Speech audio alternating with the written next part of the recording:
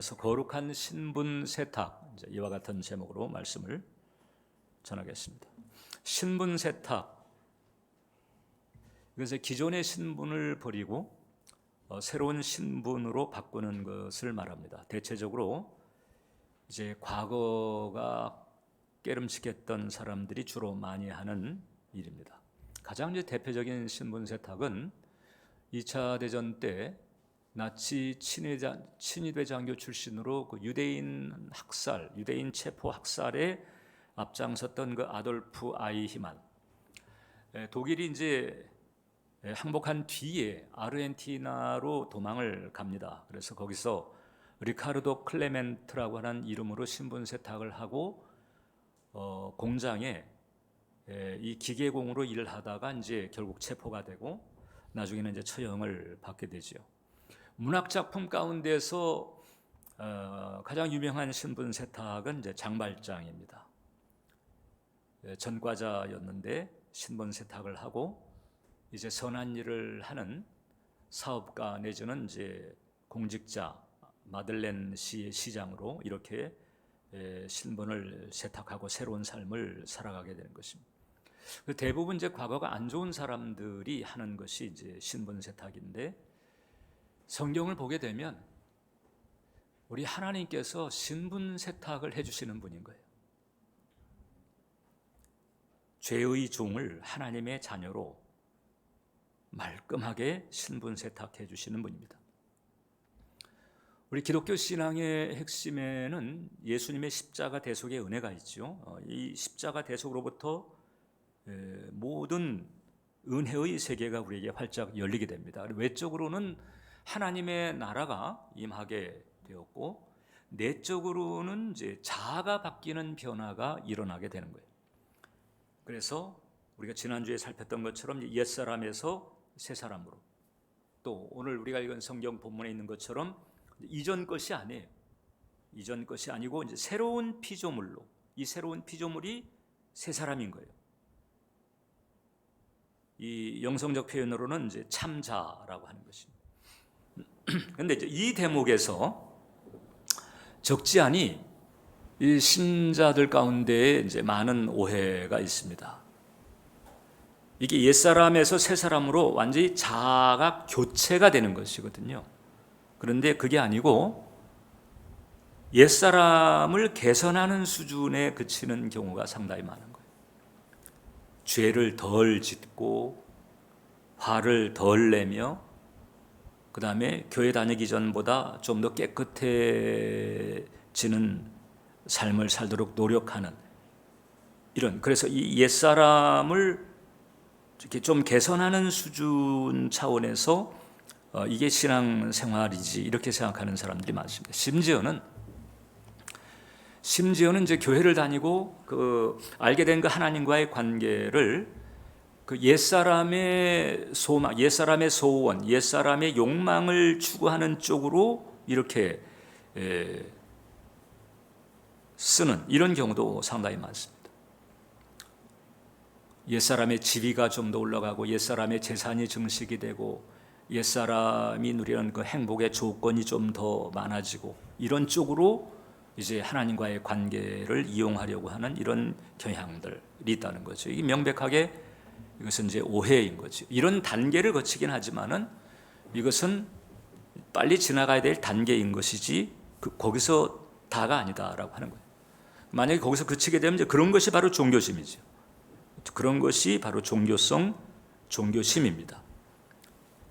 자아의 교체가 일어나지 않은 상태에서 그냥 옛사람을 만족시키려고 하는 이런 하나님과의 관계, 이게 이제 종교성이죠. 물론 긍휼의 하나님께서 이 단계에서도 중생의 은혜를 베풀어 주시고, 그리고 또 그 과정에서도 영적인 체험을 허락하십니다. 마치 이제 가룟 유다의 경우는 이제 조금 다르지만, 일단 가룟 유다가 예수님과 함께 있으면서 많은 영적 체험을 한 것과 같은 거예요.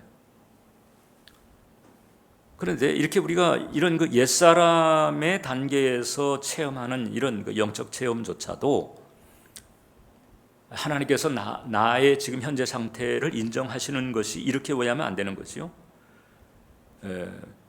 옛사람의 상태가 여전한데도 하나님께서 영적 체험을 허락하시는 이유는 일단은 이건 초대장이라고 보면 되는 거예요. 어떤 초대장이냐? 자아 교체로의 초대장이에요.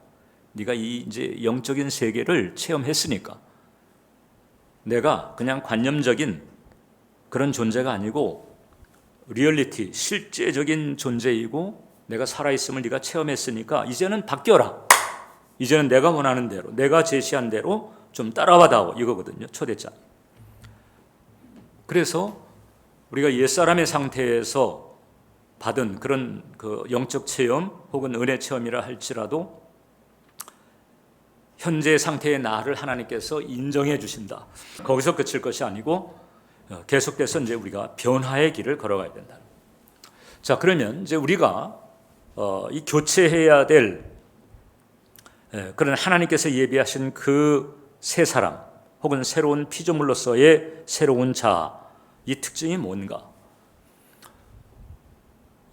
철저하게 그리스도 중심이면서 그리스도와 연합한 상태다 이렇게 보면 되는 거예요. 그러니까 옛사람 말고 새 사람은 어떤 특징이 있느냐? 가장 중심적인 특징이 그리스도 중심이에요. 그리스도와 연합한 상태. 그리스도와 연합한 상태를 올바로 깨닫게 되면 그리스도 중심이 안 될 수가 없잖아요. 그리스도의 중심의 사람입니다. 어느 정도인가 하니 갈라디아서 2장을 보면 바울이 그랬죠. 내가 그리스도와 함께 십자가에 못 박혔나니 그런즉 이제는 내가 사는 것이 아니요 옛사람이 더 이상 사는 게 아닙니다. 오직 내 안에 그리스도께서 사시는 것이다. 내 안에 그리스도께서 사신다. 그러니까 이렇게 말할 수 있게 된 근거는 십자가 사건입니다. 예수님께서 십자가에 달리셨을 때 내가 그 십자가에 달리신 예수님을 내가 믿음으로 받아들이게 되면 나의 구주로 그때 그 믿음을 통해서 나의 옛사람도 같이 죽는 거예요.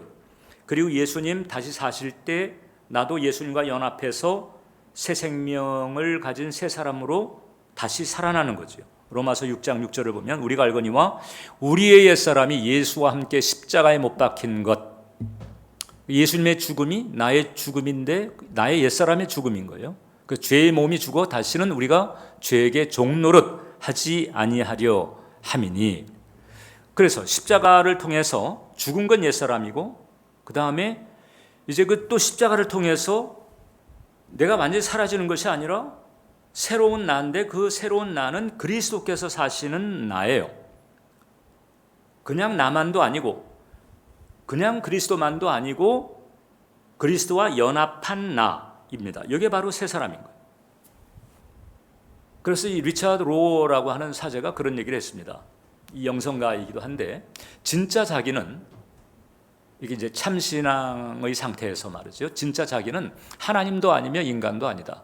진짜 자기는 동시에 그 둘 모두이며 하나님과 인간, 즉 그리스도와 내가 연합한 상태, 또한 그 둘 모두는 전적인 선물이다.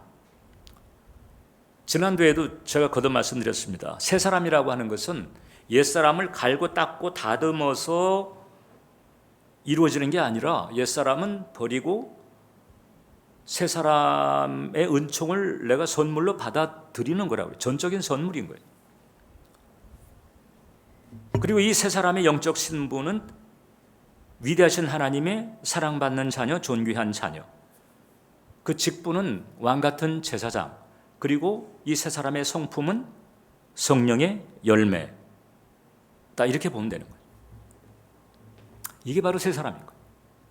이게 바로 새로운 피조물의 새로운 자아상인 거거든요. 그럼 옛사람은 그럼 도대체 이제 어떤 특징을 가지고 있을까? 옛사람은 소위 그 육신의 3종 세트, 죄성, 그 다음에 거짓자, 부정적인 정서로 쩔은 상태의 사람입니다. 이건 예수님 만나기 이전서부터, 구원받기 이전서부터 나의 상태였던 거예요. 갈라디아서 5장 19절 이하를 보면 이 성령의 열매가 아니고 육체의 열매, 즉 옛사람에게 나타나는 그런 모습들을 이제 정리하고 있는데, 육체의 일은 분명하니 우상 숭배와 주술과 원수 맺는 것과 분쟁과 시기와 분냄과 당짓는 것과 분열함과 이단과 투기와 술 취함과 방탕함과 또 여기에 속하는, 이 언저리에 속하는 모든 것들, 이게 바로 이제 이 옛사람의 열매인 것이고 옛사람의 모습인 거거든요. 이것을 이제 이 영성신학적으로 정리를 했을 때에 몇 가지 카테고리로 나눌 수 있는데, 혈기, 교만, 음란, 탐심입니다. 이게 이제 강할 수도 있고 약할 수도 있는데, 아무튼 이런 류의 이런 흐름들이 있다. 이것은 전부 옛사람에 속한 거지요. 그리고 이런 혈기, 교만, 음란, 탐심에 속한 그 마음은 하나님과 여전히 분리된 상태에 있는 거예요. 심지어 중생을 했어도 이 옛사람이 정리가 안 된, 옛사람이 주도적인 상태는 영성적으로는 하나님과 여전히 분리된 상태이기 때문에, 그래서 두려움이나 불안, 조바심 이런 것을 떨어버릴 수가 없습니다. 이것이 바로 옛사람에 속한 부분이다. 하나님이 축복하지 않는 부분이죠. 이 부분이 여전하기 때문에 우리가 변하지 않는 거예요. 새 사람의 어떠함을 알고 그것을 그대로 믿음으로 받아들이고 거기에 올인해도 시간이 걸리는데, 새 사람 자체가 뭔지도 모르고 계속 옛사람의 상태에 머물러 있기 때문에 오랜 시간을 교회를 다녀도 이게 변하지 않는 이유고, 그 다음에 우리가 많은 기도를 드려도 기도하라고 하신 그 하나님께서 우리가 드리는 기도마다 응답하지 않는 대부분의 이유가 바로 이 옛사람적인 욕망, 옛사람적인 동기, 이게 있기 때문에, 그래서 하나님이 축복하지 않는 부분들이 있다라고 하는 거죠. 그래서 이제 우리는 이 새 사람과 옛 사람을 분명히 구분을 하고 새 사람의 길로 가야 된다라고 하는 거예요. 그리고 이 새 사람은 두 번째, 역임으로 누리는 선물이다. 전적인 선물이라고 그랬죠. 이것은 내가 역임, 사실 우리가 말하는 믿음이라고 하는 것이 역임과도 같다, 이렇게 보면 되는 거예요. 로마서 6장 10절로 11절 다 같이 한번 읽겠습니다. 시작. 그가 죽으심은 죄에 대하여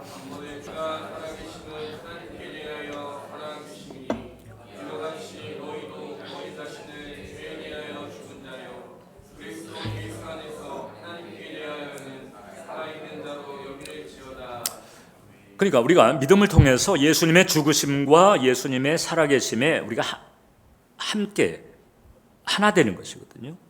예수님의 죽음이 나의 옛사람의 죽음을 가져오고 예수님의 살아계심이 새 사람으로서 하나님에 대하여 살아있는 쪽으로 나를 그렇게 변화시키는 거예요. 이게 연합의 원리죠.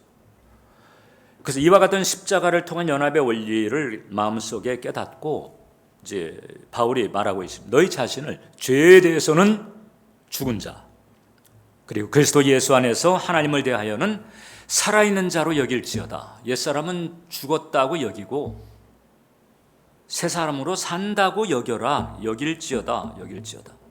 여김이 덜 되면 좋은 믿음을 가질 수가 없습니다. 여김, 즉 믿음으로부터 그 다음에 눈에 보이는 가시적 열매가 나오는 거예요. 우리는 자꾸 눈에 보이는 것을 확인하고 난 다음에 믿으려고 하는데 그것은 믿음이 아니죠. 그것은 불신자도 다 하는 일입니다. 그건 믿음이 아니에요. 믿음이 먼저입니다. 믿으면 보게 되리라는 거예요. 근데 자꾸 보는 것으로 믿으려고 이렇게 하거든요. 그것은 믿음이 아니다. 그것은 믿지 않는 자도 하는 상식적인 일이다는 거죠. 그래서 역임을 잘 해야 돼요. 죄에 대해서는 내가 죽었다. 그 다음에 그리스도 예수 안에서 나는 새 사람으로 살아있는 자가 되었다. 이것을 내가 분명히 마음속에 아멘하고 받아들여야 돼요. 그래서 옛사람의 구습이 올라올 때마다 혈기, 교만, 음란, 탐심, 이로 말미암은 두려움과 불안, 조바, 이런 것들이 스물스물 올라올 때마다 너는 죽었다. 옛사람이 자꾸 고개를 쳐드는 거거든요.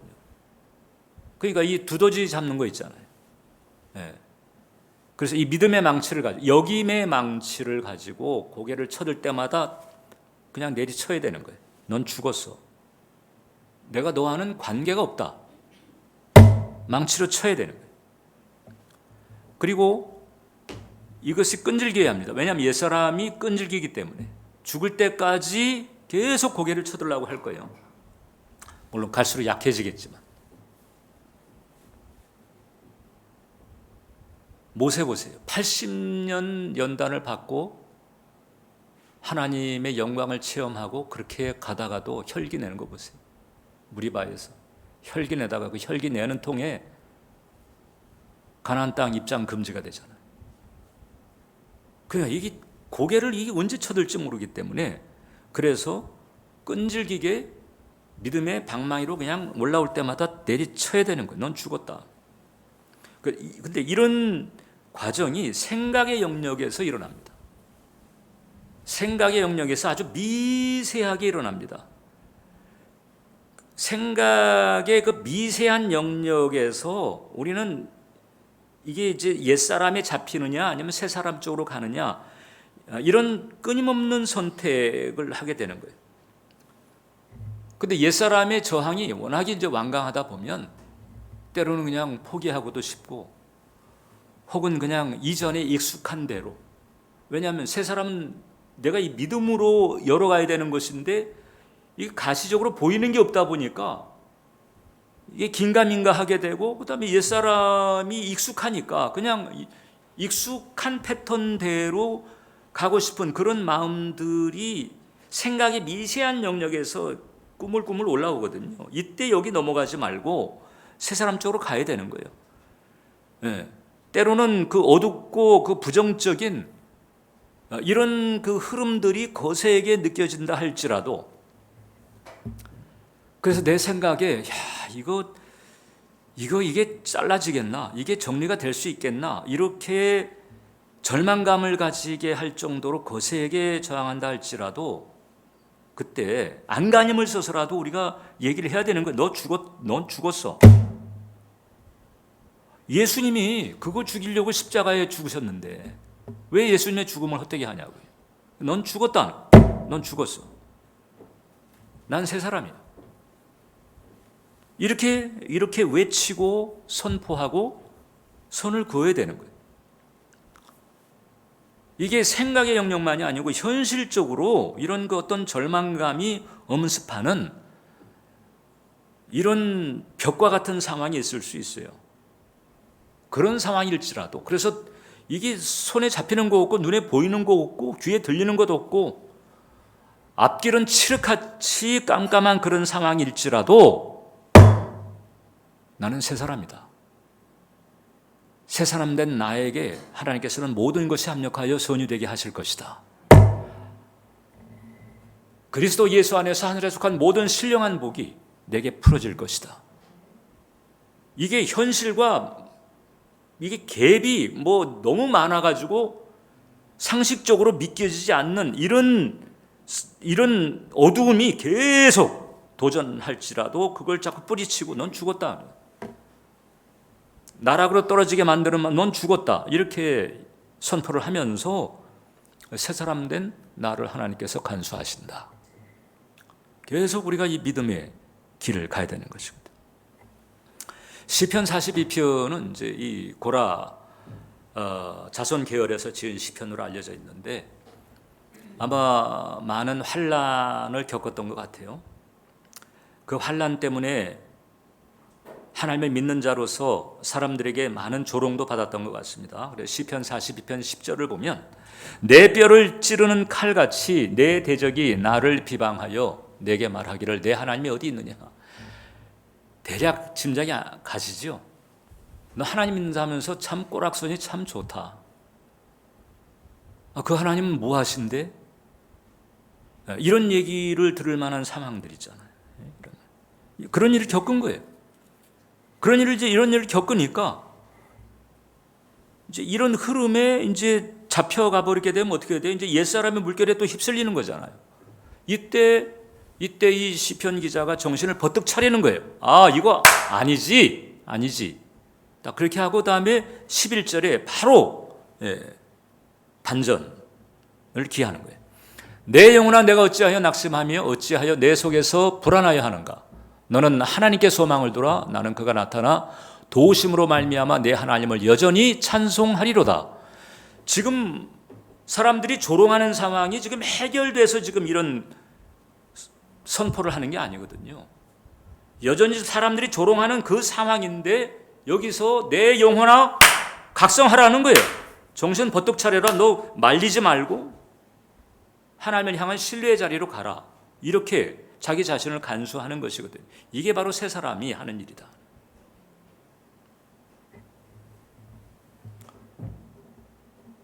그래서 이 십자가 그늘 아래서 완벽하고도 거룩한 신분 세탁이 이루어졌다. 그 신분 세탁의 대가를 예수님이 당신의 피로 치르신 거예요. 이 은총의 기회를 그냥 내가 이거 무산시켜서는 안 되는 거죠. 그래서 생각이 구습에 물리지 않고 계속해서 진리를 따르도록 내 영혼에 환경 돌아가는 거 봐서 이게 아니고 여러분 상황 돌아가는 거 봐서 어떤 마음 가질까 어떻게 할까를 정의하지 이게 아니고 내 영혼을 향해 가지고 각성시키고 간수하고 정신 차리라고 하고 믿음을 차리라고 하고 우리는 신자니까 믿음을 차리라고 해야지. 내 영혼아 믿음을 차려라. 믿음을 차려라. 이렇게 가야 되는 거예요. 이게 새 사람의 모습인 거예요. 이 길로 가지 않으면 여전히 옛사람 패턴인 것입니다. 그리고 우리가 새 사람으로 더욱더 힘있게 살아가도록 하는 중요한 원동력 하나가 있습니다. 이게 잘 돼야 돼요, 사실. 그래서 바로 뭔가 임재의식입니다. 임재의식. 이 임재의식이 견고해져야 돼요. 요한복음 14장 20절 같이 읽겠습니다. 그날에는 내가 아버지 안에 너희가 내 안에 내가 너희 안에 있는 것을 너희가 알리라. 여기서 그날이라고 하는 것은 이제 성령께서 임하시면 이 뜻입니다. 성령을 통해서 너희가 내 안에 내가 너희 안에 있게 되리라. 예수님의 내 안에 내가 예수님 안에 있는 거예요. 삼위 하나님이 내 안에 있는 거예요. 왜냐하면 예수님은 이미 아버지와 하나거든요. 근데 아버지와 하나이신 그 예수님이 또 내 안에 오셔서 나와 하나예요. 그러니까 예수님이 나와 하나인데 그 예수님 때문에 그 아버지와 내가 하나고, 그래서 이와 같은 일을 이루신 성령님이 나와 또 함께 계시니까 삼위 하나님과 내가 하나예요. 하나님이 나와 하나인 거예요. 내가 예수님과 하나예요. 내 안에 예수님께서 계세요. 따라서 해보세요. 내 안에 예수님께서 계십니다. 내가 예수님과 하나입니다. 네. 이 대목이 분명하지 않으면 새 사람으로 승기를 잡기가 쉽지가 않습니다. 일단 이 대목서부터 분명히 해야 돼요. 그래서 철저하게 내 안에 계신 나와 하나 되신 예수님을 의식하고 또 바라보려고 계속 힘써야 되는 거죠. 이것서부터 분명히 되어가야 이게 첫 단추다 이렇게 보면 돼요. 첫 단, 새 사람으로서 살아가는 첫 단추입니다. 내 안에 계신 예수님을 안 바라보거나 덜 바라보기 때문에 세상이 더 크게 보이고 세상의 문제가 더 크게 보이고 이렇게 되는 것이거든요. 혹은 세상이 더 좋아 보이거나 이렇게 되는 것이고, 내 안에 나와 함께 하신 그 예수님, 그 예수님과 내가 하나인 거예요. 이게 무슨 압박을 받는 자리만이 아니라 유혹을 받는 자리, 미혹을 받는 자리에서도 이 단어 하나 딱 떨고 놓게 되면 상황이 달라집니다. 예수님과 내가 하나다. 요셉이 그 보디발의 아내의 그 끈적한 유혹을 물리칠 수 있었던 것도 그 상황에서, 그 상황, 내가 어찌 하나님께 득죄하리까? 하나님이 나와 함께 하나다. 나와 함께 하신다. 하나님이 나와 하나다. 그렇기 때문에 나와 함께 하시는 그분을 서운하게 할 수가 없고 그분이 싫어하는 일을 할 수가 없는 거예요. 도저히. 하나님이 나와 함께 하신다라고 하는 이거 분명하니까 모든 상황 속에서 나로 하여금 새 사람의 길을 의식하게 만들고 새 사람의 길로 가게 만드는 것이 바로 이 임재의식이다. 예수님이 나와 하나다. 이 부분이 얼마나 잘 되는가에 따라서 능력 신자와 무기력 신자가 갈라지는 거예요. 이 부분이 잘 안 되면 신자이되 무기력 신자입니다. 이 부분이 잘 되면 능력 신자가 되는 거예요. 사실 잘 된다라고 하는 표현이 어폐가 있습니다. 이 예수님께서 선물로 주시고 중생의 그 패키지 안에 내 것으로 내게 예비되어 있는 것이거든요. 당연히 이것을 붙들고 이 길로 가야 되는 거예요. 어떻게 보면은 임재의식이 견고해지는 길은 이것은 잘하고 있는 것보다도 그냥 정상적으로 하고 있는 거예요. 이 부분이 잘 될 때 우리는 능력 있는 신앙생활을 할 수가 있게 된다. 그런데 아까 서두에도 말씀드린 것처럼 이게 완전히 자아교체 쪽으로 가야 되는 이 변화를 그 변화를 가지 않고 그냥 옛사람을 갈고 닦고 다듬는 쪽으로 옛사람이 가지고 있는 욕망이나 옛사람이 가지고 있는 어떤 소원을 충족시키는 쪽으로 하나님과의 관계를 유지하려는 이런 경향이 있는 것처럼 이 임재의식도 마찬가지입니다. 이 임재의식을 확고하게 그래서 첫 단 주서부터 잘 끌어매는 쪽으로 이렇게 가야 되는데 이 임재의식을 견고하게 하기보다는 이것을 그냥 어떤 교회 출석이라든지 교회 봉사로 그냥 대신 메꾸는 거예요. 내가 교회를 이렇게 잘 다니니까 하나님이 안 봐주시겠나? 내가 이렇게 또 뭐 교회 열심히 하는데 하나님이 안 봐주시겠나? 그건 아닌 거예요. 그러니까 교회를 출석하고 교회를 봉사하는 데 대한 하나님의 그 은혜가 있죠. 그건 뭐 그렇지 않는 사람하고는 당연히 차이가 있게 되고 그에 따른 그런 보상이 있을 수가 있습니다. 그러나 이게 임재의식이 견고함으로 오는 이 축복은 어떤 그런 행위적인 것 가지고 퉁칠 수가 있는 게 아니다. 이것은 내 마음속에서부터 이 주님에 대한 의식의 문제, 의식의 강도, 의식의 수준의 문제인 거예요. 이게 잘 돼야 돼요. 이게 잘 되지 않으니까 신앙이 여러 가지로 고달파지는 상황이 생기는 거예요. 그래서 오스왈드 챔버스라고 하는 분이 그런 얘기했습니다. 하나님이 계시다는 생각을 마음에 심어라. 초기 단계는 당신이 그분 안에 거하는 것이 삶의 법칙이 될 때까지 계속적인 노력이다. 그러니까 하나님이 내 안에 나와 함께 계신다. 내가 예수님과 하나다. 이게 그냥 내 삶의 법칙이 되기까지 그냥 아주 정상적이고 당연한 이치인 거예요. 이게 이제 여물지 않을 때는 어떻게 되는고 하니 이제 예수님이 내 안에 계시고 나와 하나입니다라고 하는 이런 생각을 견고하게 하려니까는 뭐 그냥 집중 기도를 해야 되고 그냥 뭐 작정해서 기도해야 되고 이렇게 해야 내 그 마음의 상태, 감정의 상태가 예수님과 함께하는 것처럼 느껴지는 이런 수준에 가는 걸로 이렇게 은연중 생각하는 경우도 있거든요. 그런데 예수님의 임재라고 하는 것은 그래서 이 린페이는 이제 그런 분별을 하죠. 이 예수님의 임재와 예수님의 임재가 주는 지각 이걸 구분하라는 거예요. 예수님의 임재는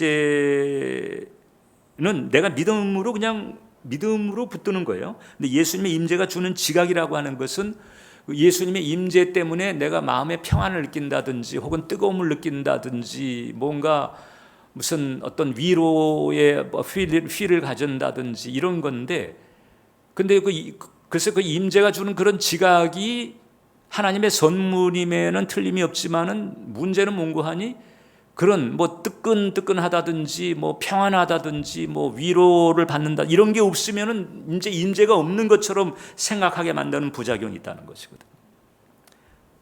그래서 임재가 주는 지각보다도 임재 그 자체를 믿음으로 붙들라는 거예요. 내 감정의 상태가 어떻든 상관없이 내가 기분 나쁘다고 그래서 예수님이 떠나요? 내가 마음이 가라앉았다고 그래가지고 예수님께서 그냥 나하고 상관없이 그냥 나를 버리나요? 아니잖아요. 나와 함께 하시는 그 예수님을 확실하게 믿음으로 붙들면서 그것이 내 삶의 법칙이 되기까지 정착시키는, 그래서 시간이 좀 필요할 수는 있겠지만은 그러나 2단계가 어떻게 보면 가장 급선무인 거예요. 요게 여물지 않으면 다른 거 어떤 것도 모래성처럼 될 수밖에 없는 거예요. C.S. 루이스는 이런 얘기를 했습니다. 매일 아침 제일 먼저 하는 일은 일상을 뒤로 미루고 다른 목소리를 들으며 하나님의 음성을 말하는 거예요. 더 크고 강력하고 더 조용한 삶이 흘러 들어오게 하는 것이다. 그러면 그 순간들로부터 새로운 삶이 전신을 통해 펼쳐질 것이다. 이제 우리는 그분께서 우리 안에 올바른 위치에서 일하시도록 하고 있기 때문이다. 하나님께서 정상적으로 하나님께서 자리하실 그 위치에 모시는 것, 이것서부터 하루 첫 시간에 시작하라는 것이거든요. 이게 바로 임재를 추구하는 사람의 모습이고 임재를 사랑하는 사람의 모습이다. 그래서 세 사람은 하루의 첫 시간을 예수님에게 드리면서 예수님을 모시는 사람. 세 사람은 그 예수님과 함께 예수님께서 선물로 주신 세 사람의 모습을 바라보면서 감사합니다. 이렇게 신분 세탁해 주셨군요. 완벽한 신분 세탁입니다. 감사합니다. 이러는 사람. 그리고 그 세 사람의 마음 상태에서 예수님이 보시는 것을 같이 보려고 하고 예수님이 하시는 것을 같이 하려고 애를 쓰게 되면 그 신앙의 차원이 달라져. 신앙생활의 차원이. 마음에 올라오는 배짱에서부터 세미한 음성에서부터 어떤 영적인 감화에서부터 이게 이제 차원이 달라지는 거죠. 그러니까 하나님께 쓰임 받은 사람들은 그 체험의 형태는 달라도 이런 본질은 비슷한 거예요. 이런 과정을 거쳐가지고 결국 하나님의 뜻하신 바를 깨닫고 그것을 이 세상에 펼치는, 그것도 주님과 함께 가면서 옛사람이 계속 설쳐대도 거기 그거 두더지죠. 그냥 계속 눌러가면서 세 사람의 마인드를 가지고 길을 걸어가는 거죠. 계속 구습이 고개를 들어도 넌 죽었어. 넌 죽었다. 이렇게 해야 되는 거예요. 여러분들의 마음에서 혈기가 올라오고 교만한 마음이 올라오고 강도의 차이는 있을 수 있어요. 혹은 또 티가 날 수도 있고 티가 안 날 수도 있습니다. 그러나 여러분들 내면을 살펴볼 때 그런 부분이 음란이 올라온다. 음란이 꼭 무슨 뭐 어떤 섹스와 관련된 부분만이 아니고 이 세상 쾌락과 관련된, 그래서 어떻든 하나님과의 관계에 지장을 주는 이런 것이라면 탐심도 그렇고, 탐심은 타락한 가치관이잖아요. 이런 것들이 계속 스멀스멀 이렇게 작용할. 넌 죽었어. 죽었어. 아, 이거 옛사람이 또 설치네. 넌 죽었다. 넌 죽었어. 이렇게 얘기해야 돼요. 넌 죽었어. 이것만 제대로 해도요. 여러분들 신앙의 패턴이 달라집니다. 달라집니다. 마음 상태에서부터 달라집니다. 마음 상태가 달라지면 삶의 패턴도 달라지게 되죠. 글렌 페인이라고 하는 분이 여성치유 사역자예요. 영성가이도 하고 여성치유 사역자인데, 이분이 이제 이런 깨달음의 과정을 가지고 변화의 과정을 가는데, 마음속에 이제 지금 말씀드린 것, 혈기, 교만, 음란, 탄신과 관련된 그런 여러 가지 그 잡다한 이런 그 어휘들, 생각들이 막 끌어오르는 때가, 특히 이제 이분도 이 가정사에 어려움이 있었기 때문에 그 환란을 이제 겪으면서 여러 가지 어려움을 겪었는데, 그때 이제 이런 고백을 합니다. 이 불경스러운 단어들 혹은 불경스러운 생각들, 이런 것들이 계속 끌어오르는 통에 하나님에게 울부짖으면서 이렇게 했다는 거잖아요. 주님, 이것을 가져가 주소서. 이 더럽고 무서운 것들을 쫓아내 주소서. 주님께 이렇게 간청을 했단 말이죠. 간청을 했는데 주님이 그 간청을 안 들어줬어요. 아니 이 무섭고 더러운 것들 이거 좀 가져가 주세요. 좀 쫓아내 주세요. 그랬더니 주님이 안 들어준 거예요. 왜 안 들어줬을까요? 왜 안 들어주신 것 같아요? 주님 뭐라고 그러신 줄 아세요? 아니다. 그게 내가 할 일이 아니고 네가 할 일이다. 내가 할 일이 아니고 네가 할 일이다. 네가 해. 그래가지고 이게 그렇군요. 그래서 넌 죽었다. 넌 죽었어. 나를 격동시키고 나를 고달프게 만드는 너는 죽었다. 물러가. 이렇게 되니까 정리가 되더라는 거예요. 자, 이제 우리가 이제 하나님 창고의 문을 열고 묵혀있던 세 사람의 자아상, 그 다음에 이 세 사람의 성품을 우리가 덧입고 주님과 동행해야 된다. 주님과 동행. 이 길을 가야 돼. 이렇게 세 사람의 길을 가게 되면 거기에 하나님 나라가 임한다는 것과 하나님의 지혜가 내 지혜가 되고 하나님의 능력이 나의 능력이 되고 산을 넘어서 임하시는 하나님의 도움을 우리가 깨달아 알게 되는 거죠.